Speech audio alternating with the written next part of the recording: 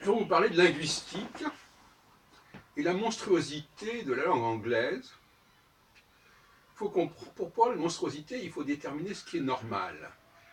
Comment fonctionne, comment se constitue une langue. Elle se constitue normalement à partir d'un radical que l'on peut décliner, si on peut dire, par des préfixes divers, par des adjonctions, des conjugaisons, et toutes sortes de variations et de dérivations. Je prenais par exemple la langue française, vous avez par exemple le verbe pouvoir, et puis vous avez des verbes qui en dérivent, enfin des mots qui en dérivent, comme possible, impossible, potentiel. Ma grand-mère, qui avait fait une méthode d'orthographe, me disait toujours que pour connaître un mot, il fallait en étudier l'ensemble des dérivations. Par exemple, pour savoir que le mot forêt, il faut le rapprocher de déforestation, par exemple, ou fenêtre de défenestration, de façon à comprendre que l'accent circonflexe sur le E est simplement remplacement d'un S. Il ne suffit pas de dire que il ne faut pas simplement dire que le E circonflexe est remplace un S, il faut montrer que dans la langue française même, le S se retrouve éventuellement. Alors, prenons le verbe vivre, par exemple. Prenez l'anglais, vous avez des tas de mots qui correspondent à vivre en anglais et qui viennent du français. Survive, par exemple, survival, vital. Et par contre, quand vous demandez comment on dit vivre, ils vont dire to live. Ils ne vont pas dire to vive. Si vous leur demandez comment on dit la vie, ils ne vont pas vous dire vie, ils vont dire life. Donc, vous avez une construction basique qui est germanique, life, live, et puis vous avez des dérivations qui sont étrangement françaises. C'est extraordinaire.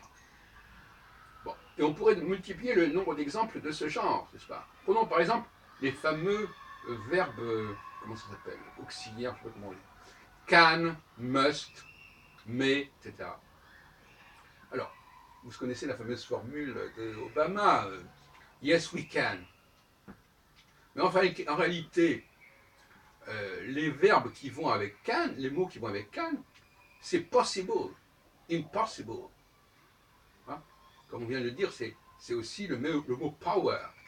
Donc, voyez-vous, c'est aussi able. I am able, I'm not able. Et able, c'est du français, c'est du latin, c'est ability, etc. Bon, ability, capability. Donc, là encore, vous avez un radical germanique can, qu'on trouve en allemand avec können, et puis après, tout un ensemble de mots qui sont autour de ce can et qui sont français. Pour must, c'est pareil, vous avez must, mais par exemple, vous avez duty, le devoir. It's due, ça doit arriver, it's due to arrive. Donc là aussi, il y a des bizarreries étonnantes, n'est-ce pas? Bon, alors, même le verbe avoir, have, alors on a haben en allemand, mais have, ça ressemble quand même beaucoup au avoir français. Bon. Alors, have to, etc. Donc, vous avez, par exemple, vous avez prendre, c'est pareil. Prendre, vous avez l'anglais take, mais après, vous avez surprise, enterprise, etc., reprisal, etc. Donc, vous avez toujours cette espèce de dualité de la langue anglaise, qu'on trouve d'ailleurs, vous disant en passant, dans la monarchie elle-même, c'est-à-dire qu'il y a la monarchie, et puis vous avez le peuple. Et on dit souvent que les Normands constituaient l'aristocratie, parlaient français, et le peuple parlait la langue germanique. Ça c'est comme je dis ça en passant, c'est pas beaucoup d'intérêt. Mais cette monstruosité de l'anglais, elle est dans cette espèce de décalage, parce que dans une autre langue, quelle qu'elle soit, quand on parle de toutes les autres langues latines, il n'y a pas du tout ce problème.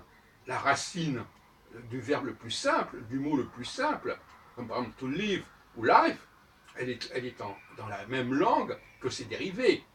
Il n'y a qu'en anglais qu'on trouve des choses aussi hallucinantes et aussi ahurissantes que life et live et live. Et puis après, on a survive, revive, vital, vitology. C'est incroyable. Can, power, possessive, possible, impossible. Qu'est-ce que ça veut dire? Qu'est-ce que c'est que cette langue ahurissante qui en plus se prétend être et qui est considérée par beaucoup de gens comme la langue internationale, la langue mondiale? C'est une langue complètement dégénérée, complètement altérée. Il n'est pas possible qu'au XXIe siècle conserve une langue de cet état pour des raisons très simples qui sont des raisons technologiques. C'est-à-dire que la langue est un outil et en tant qu'outil, elle doit être structurée et elle doit fonctionner comme un outil. Un enfant, prenez un enfant qui apprend l'anglais, eh bien, son mode de fonctionnement mental n'est pas déclenché correctement. Parce que dans une langue, on doit pouvoir se promener librement par soi-même, sans poser de questions. Poser des questions, c'est déjà un processus anormal. Le cerveau doit fonctionner par lui-même. Ce n'est que accessoirement qu'il faut poser des questions. L'enfant, comment voulez-vous qu'il fasse la connexion par lui-même entre survive et life? C'est pas possible, parce que ce sont des mots qui sont complètement différents. Donc l'enfant va devoir apprendre, voilà, il ne peut pas circuler au niveau des signifiants, il faut qu'il travaille, il faut qu'il plaque sur le signifiant du signifié, et que dans sa tête, sémantiquement, eh bien voilà, c'est le même champ sémantique, mais avec des signifiants qui n'ont rien à voir les uns avec les autres. C'est tout à fait inacceptable. Au niveau purement pédagogique, c'est complètement, c'est débile, c'est vraiment débile. Voilà ce que je voulais vous dire à propos de cela dans ma croisade contre l'anglais, contre ces anglo-saxons qui ont beaucoup trop de superbe, que ce soit du fait du Brexit ou que ce soit avec Trump, et il faut quand même les remettre à leur place. Parce que je vois maintenant, j'ai inventé un nouveau jeu, et d'ailleurs j'aurais souhaité que ce jeu passe à la télévision. Voilà, on fait passer une bande de films pendant 5 minutes, et il y a plusieurs candidats, et chaque candidat doit noter un maximum de mots français. Et moi, dans mon cerveau, je me suis créé un logiciel comme ça, je regarde un film, et toc, chaque fois j'ai un déclic, ah, ce mot-là est français, ce mot-là est français, ce mot-là est français.